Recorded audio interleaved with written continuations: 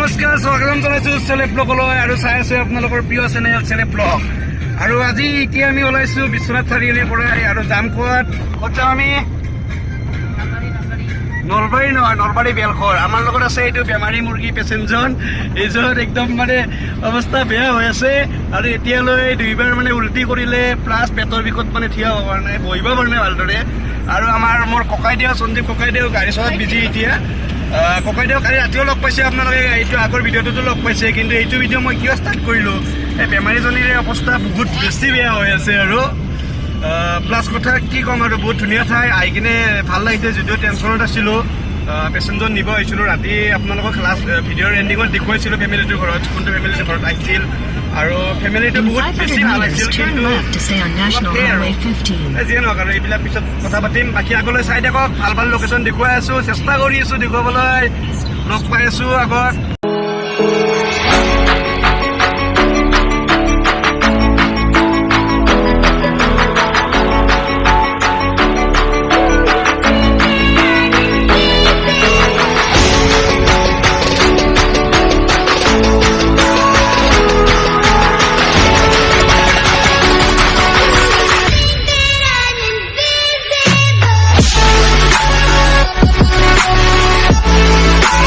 আৰু তেজপুৰ বুলি ক'লেই আমাৰ সঁচাকৈ মনত বহুত কিবা কিবি জাগি যায় আৰু গহপুৰৰ কনকলতাৰ ঠাই আৰু এখন পুৰণি ঠাই ঐতিহাসিক প্ৰেমৰ বাবে সাংঘাতিক ঘটনাৰ এখন ঠাই যি শোণিতপুৰ জিলাৰ তেজপুৰৰ ঊষা আৰু অনিৰুদ্ধৰ প্ৰেম কাহিনীৰ অগ্নিগড় আৰু সঁচাকৈ অগ্নিগড় যাবলৈ বহুত মন আছিল মোৰ আৰু ভিডিঅ' কল কৰি আছে মনোহতে কি ক'ম আৰু এনেকৈ ফূৰ্তি কৰি যাব পাৰিলে ভাল হয় আৰু পেচেণ্টৰ হালত বহুতেই বেছি বেয়া হৈ আছে আৰু এয়া তেজপুৰৰ যোনখন চিকিৎসালয় মানে তেজপুৰ চিকিৎসা মহাবিদ্যালয় বুলি কয় এইখনেই হয় মই ইমান ভালদৰে নাজানো এই বিষয়ে তথাপিও মই বাহিৰৰ পৰা এবাৰ দেখাই দিছোঁ আৰু ঠাইবোৰো বহুত বেছি ভাল লগা ঠাই আজি টাইমৰ অভাৱত মানে ক'তো সোমাব নোৱাৰিম আপোনালোকক এনেকৈ ওপৰে দেখুৱাই যাব লাগিব আৰু তেজপুৰত কিছুমান চাব লগা জেগা আছে যেনেকৈ নামেৰি ৰাষ্ট্ৰীয় উদ্যান আৰু আপোনাৰ এইটো কি মহাভৈৰৱ টেম্পল আছে বামুণী পাহাৰ আছে বহুত ধুনীয়া লোকেশ্যন আছে আৰু আমাৰ ককাইদেউ গাড়ী চলাই আছে ককাইদেউ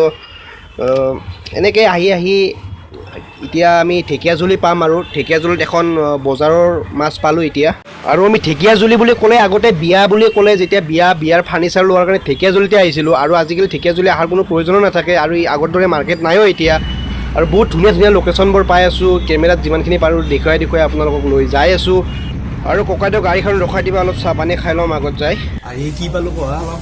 আহি কি পালোঁ তেজপুৰ কেনেকৈ হ'ব তেজপুৰটো কেতিয়াবা এৰি আহিলোঁ আৰু এয়া ককাইদেউ বোলে লাড্ডু খাব লাড্ডু আৰু মই এটা চামোচা এটা খাই লওঁ এইটো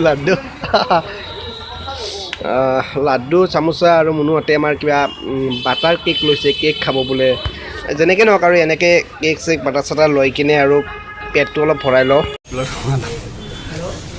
অ' মইনা চাই থাকিলে নহ'ব খাই দিব লাগিব খাই দিয়া আপোনালোক খাই দিয়ে নাই আৰু মঙললৈ যাই আছোঁ আৰু বহুত ধুনীয়া খেতি পথাৰ দেখি আছোঁ কবিৰ খেতি আৰু বহুত নানান ধৰণৰ খেতি আৰু বহুত বেছি ভাল লাগি আছে জেগাবোৰ এই এতিয়া কিনে কেইবাৰমান বমি কৰিলে মনো কষ্ট অলপমান অৱস্থাটো কেনেকুৱা হৈছে আৰু এতিয়ালৈ 5 বাৰৰ ওপৰত বমি কৰিলে আৰু বহুত বেছি বেয়া লাগি আছে সেইটো কাৰণে অলপ তামচা আৰু ধেমালিৰ মাজেৰে তাইক লৈ যোৱাৰ চেষ্টা কৰি আছোঁ আৰু বহুত বেছি ভাল তুমি কৰি আছোঁ হয়তো আৰু ক'ব গ'লে বেমাৰীৰ একেবাৰে অৱস্থা বহুত বেছি বেয়া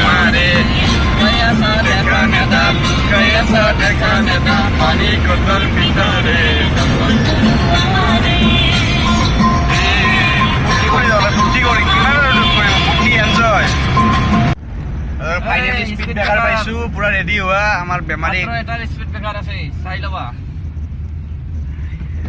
মানে স্পীড ব্ৰেকাৰত চাকৰা খালে বহুত বেছি বেয়া হৈ যায় অৱস্থা কিবা লাভ হৈছে জানো কেনেকুৱা গাড়ীবিলাক শ্ল' কৰে গাড়ী শ্ল' কৰে তাৰমানে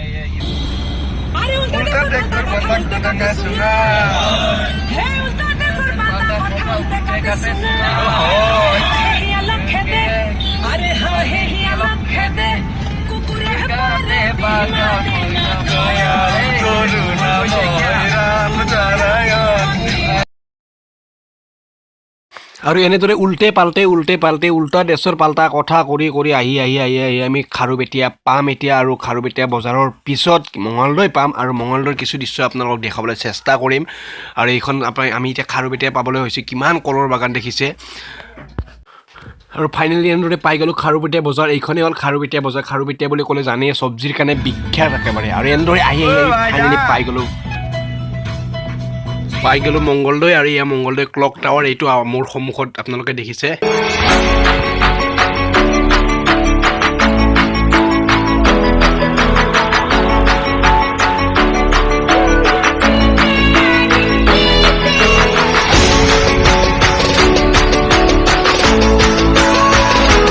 আৰু এনেদৰে আহি দৰং ডিষ্ট্ৰিক্টৰ এখন বহুত ডাঙৰ কলেজ, যোনখন আমাৰ মঙলদৈ মহাবিদ্যালয়, সন্মুখৰ পৰা এবাৰ দেখুৱাই দিছোঁ আপোনালোকক।